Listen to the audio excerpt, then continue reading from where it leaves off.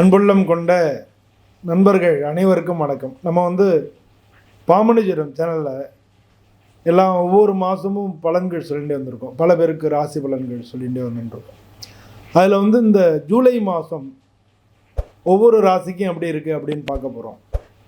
ஜூலை மாதத்தில் முக்கியமான ஒரு நிகழ்வு வருது. சனி பகவான் வக்ரம் அடைகிறார். இந்த ஜூலை இறுதியில் சனி பகவான் வக்ரம் அடைகிறார். ஜூலை மாதம் 29ஆம் தேதி அன்னைக்கு வக்ரம் அடைகிறார். மற்றபடி இந்த மாதத்தில் உங்களுக்கு புதன் பயிற்சி ஆறுது, செவ்வாய் பயிற்சி ஆறுது. இந்த மாதத்தில் ஏற்கனவே இது வரைக்கும் உங்களுக்கு குரு பகவான், சனி, ராகு இதெல்லாம் பயிற்சி ஆறுதுன்னு தெரியும். இப்போ இந்த மாதிரி மற்ற கிரகங்கள் பயிற்சி ஆறுது உங்களுக்கு எந்த விதமான விளைவுகளை ஏற்படுத்தும் அப்படின்னு தான் ஒவ்வொரு ராசிக்கும் நான் தனித்தனியாக நம்ம பார்க்க போகிறோம். அது மட்டும் இல்லை, இது உங்களுடைய வேலையில் எப்படி பாதிக்கும், இல்லை வேலையில் எந்த விதமான விஷயங்கள் நமக்கு நடக்கும் அப்படின்றதையும் முழுமையாக பார்க்க போகிறோம். நம்ம வாங்க வீடியோக்குள்ளே போய் பார்க்கலாம். அன்புள்ளம் கொண்ட ரிஷபராசி அன்பர்களே, இந்த ரிஷபராசின்றது காலபுருஷத்தில் 2வது வீடு. இந்த ராசிக்கு அதிபதி சுக்கிரன். இந்த ராசியில் இருக்கக்கூடிய நட்சத்திரம் கிருத்திகை 2, 3, 4 பாதங்கள், ரோகிணி நட்சத்திரம், மிருகசீரிஷம் 1, 2 பாதங்கள். இப்போ இந்த ஜூலை மாதத்தை பொறுத்தவரை ரிஷபராசிக்கு எப்படி இருக்குன்னு பார்த்தோம்னா, அவங்க ராசிக்கு 2ஆம் இடத்துல இருக்கக்கூடிய சுக்கிரன் மிதுனத்துக்கு இந்த மாதம் 26ஆம் தேதி இந்த மாதம் பயிற்சி அடைகிறார். இந்த 3வது வீட்டில் இருக்கக்கூடிய சூரியன் இந்த மாதத்தில் 16ஆம் தேதி அன்னைக்கு கடகராசிக்கு உங்களுக்கு 3வது வீட்டுக்கு 2வது வீட்டில் இருக்கக்கூடிய சூரியன் உங்களுக்கு 3வது வீட்டுக்கு பயிற்சி ஆகிறார். ஏற்கனவே 2வது வீட்டில் குரு பகவான் இருக்கார். இந்த குருவோட உங்கள் ராசி அதிபதி சுக்கிரனும் போய் சேர்ந்துடுறார். இந்த மாதம் 26ஆம் தேதி உங்களுக்கு 3வது வீட்டில் இருக்கக்கூடிய புதன் இந்த மாதம் 20ஆம் தேதி வக்ரம் அடைகிறார்.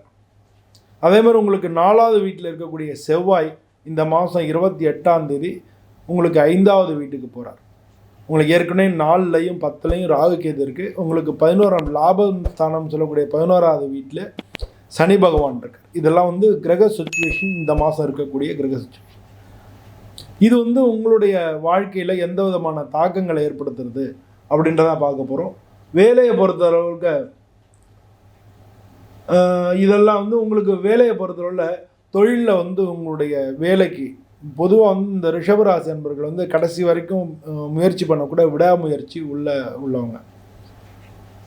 எதையுமே நீங்கள் நேர்மையாக பண்ணக்கூடிய அப்படின்னா மற்றவங்கள்லாம் நேர்மையாக இருக்க மாட்டாங்களான்னு ஒரு கேள்வி வரும். அப்படி இல்லை, வேலையில் நீங்கள் கரெக்டாக விடாமுயற்சியோட கடைசி வரைக்கும் பர்சீவரன்ஸோடு இருந்து முடிக்கக்கூடியவங்க.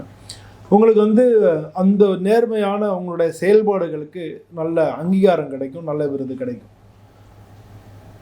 அதே மாதிரி உங்களுக்கு வேலையிலையும் மாற்றங்கள் ஏற்படுறதுக்கான வாய்ப்புகள் மிக அதிகமாக இருக்குது. அது ப்ரமோஷனாக கூட இருக்கலாம். நீங்கள் பிஸ்னஸ் பண்ணுறீங்க அப்படின்னா உங்களுக்கு புதிய ஒப்பந்தங்கள் எதாவது கிடைக்கிறதுக்கான வாய்ப்பு இருக்குது. அதாவது பிஸ்னஸில் இன்னும் முன்னேற்றமான விஷயங்கள் நடக்கிறதுக்கான வாய்ப்புகள் மிக அதிகமாக இருக்குது.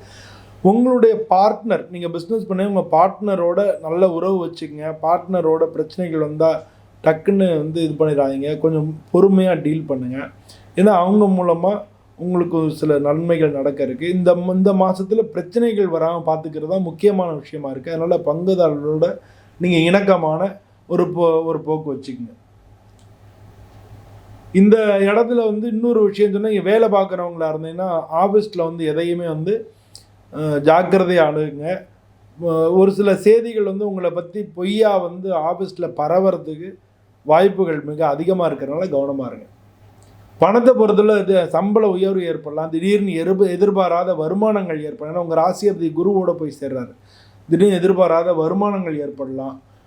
நிலம், வீடு, சொத்து இதெல்லாம் வாங்கிறதுக்கு உண்டான சாத்தியங்கள், அதுக்குண்டான வாய்ப்புகள், அதுக்குண்டான நல்ல இணக்கமான சூழ்நிலைகள் வர்றதுக்கான குடும்ப செலவுகள் அதிகரிக்கும். அதனால திட்டமிட்டு செலவு பண்ணுங்கள். பழைய கடன்கள்லாம் குறையும். ஆனால் அதுக்காக கடன் குறைஞ்சிருச்சுன்னு திரும்ப வாங்க வேண்டாம், திரும்ப கடனில் சிக்கிக்கிங்க. அதனால் கடனை பொறுத்தவரை ஜாக்கிரதையாக இருங்க. நீங்கள் குடும்பத்தை பொறுத்தவரை திருமணம் ஆகாதவங்களுக்கு புதுசாக அந்த வாய்ப்புகள் ஏற்படுறதுக்கான சான்ஸ் அதிகமாக இருக்குது. கணவன் மனைவிக்குள்ளே பழைய சிக்கல்லாம் தீர்ந்து புதிய எல்லாமே தீர்ந்து நல்ல இணக்கமான ஒரு சூழ்நிலை வர்றதுக்கான வாய்ப்புகள் இருக்குது. முதல்ல வந்து குடும்பத்தில் சந்தேகங்கள் அதெல்லாம் இருந்ததுன்னா பேசி அதை தீர்த்துக்குங்க. ஈகோவெல்லாம் கொஞ்சம் ஈகோனால் வரக்கூடிய கிளாஷ் எல்லாம் பேசி சரி பண்ணிக்கோங்க. அதெல்லாம் வந்து ரொம்ப முக்கியமான விஷயமா இருக்குது குடும்பத்தை பொறுத்தளவில். ஏன்னா குரு வந்து அசுரகுரு, குருன்னு நம்ம இது வந்து சுக்கிரன் வந்து அசுரகுரு, குருன்றது தேவகுரு. இவங்க 2 பேரும் ஒன்றா அவங்களுக்கு 2ஆம் இடத்துல வாக்குஸ்தானத்தில் குடும்பஸ்தானத்தில் சேர்றாங்க. அதனால் வந்து பொதுவாக இந்த மாதிரியான விஷயங்கள்லாம் நீங்கள் வந்து சரி பண்ணிக்கணும். குடும்ப உறவு வந்து நல்லா தான் இருக்கும், பிரச்சனைகள் வராது. நான் சொன்ன அந்த 2 விஷயத்தை மட்டும் மனசில் வச்சுங்க. பெரியவங்களோட ஆசீர்வாதங்கள்லாம் கிடைக்கும். உங்கள் பிள்ளைகள் வந்து போட்டித் தேர்வு படிப்பு விஷயங்களில் நல்ல வெற்றிகள் கிடைக்கும். அவங்க சம்மந்தப்பட்ட காரியங்களில் உங்களுக்கு நல்ல செய்தி கிடைக்கும். வீட்டில் வந்து பொதுவாக வாக்குவாதம் பண்ணாமல் அமைதியாக இருக்கிறது நல்லது. பொதுவாக உடம்பு பொறுத்தளவில் உடம்பு நல்லா சீராக தான் இருக்கும். பொதுவாக வந்து சிறுநீர் சம்பந்தமான விஷயங்கள், நீர் சம்பந்தப்பட்ட விஷயங்களில் வந்து பிரச்சனைகள் வரலாம். மூட்டு வலி அது மாதிரிலாம் பிரச்சனைகள் வரலாம்.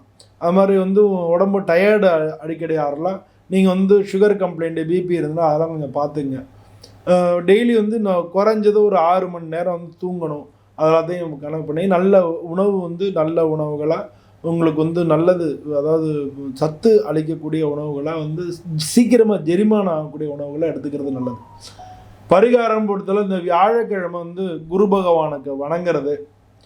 அது மாதிரி இந்த இந்த மாதத்தில் பச்சை கலர் ட்ரெஸ், அது வந்து முக்கியமான காரியங்களுக்கு போகும். பச்சை கலர் ட்ரெஸ் போட்டு போகிறது இதெல்லாம் நல்லது.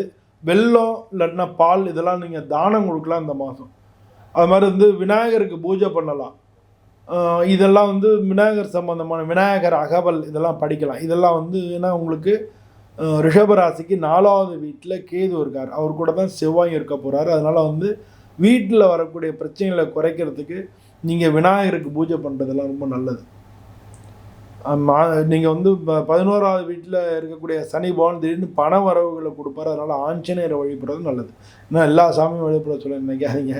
நீங்கள் பொதுவாக இந்த மாதம் நீங்கள் முக்கியமாக வழிபட வேண்டியது குரு பகவானை வழிபட வேண்டியது, கேது அப்படின்னால பிள்ளையாரை வழிபட வேண்டியது. இதெல்லாம் வழிபட்டிங்கன்னா நல்லது. சனி பகவான் லாபஸ்தானத்தில் இருக்கார். திடீர் பண வரவுகள் பணம் சம்மந்தப்பட்ட காரியங்களாக செய்ய போகிறீங்கன்னா நீங்கள் ஆஞ்சநேயருக்கு போய் ஒரு விளக்கு போட்டு வணங்கிட்டு அதுக்கப்புறம் செய்கிறது நல்லது. அதுதான் நான் உங்களுக்கு சொல்ல வந்தேன். பொதுவாக இந்த மாதம் வந்து உங்கள் எல்லாருக்குமே கிட்டத்தட்ட எல்லா வகையிலுமே நல்ல பலன்கள் தான் கிடைக்கும். உங்கள் ராசியாதிபதி ஒரு ஜென்மத்திலேருந்து குடும்பஸ்தானம் வாக்குஸ்தானம் சொல்லக்கூடிய 2ஆம் இடத்துக்கு போகிறாரு. அதனால் வந்து இந்த மாதம் வந்து உங்களுக்கு வந்து நல்ல விஷயங்கள்லாம் அதிகமாக நடக்கிறதுக்கான வாய்ப்புகள் இருக்குது. இந்த வீடியோ பிடிச்சிருந்தா நீங்கள் லைக் பண்ணுங்கள், நம்ம சேனலில் சப்ஸ்கிரைப் பண்ணுங்கள், உங்களுடைய எண்ணங்கள் என்னன்றதை கமெண்ட்டில் தெரிவிங்க, உங்கள் நண்பர்களும் ஷேர் பண்ணுங்கள். இதே மாதிரி இன்னொரு வீடியோவில் உங்களை சந்திக்கிறேன். நன்றி, வணக்கம்.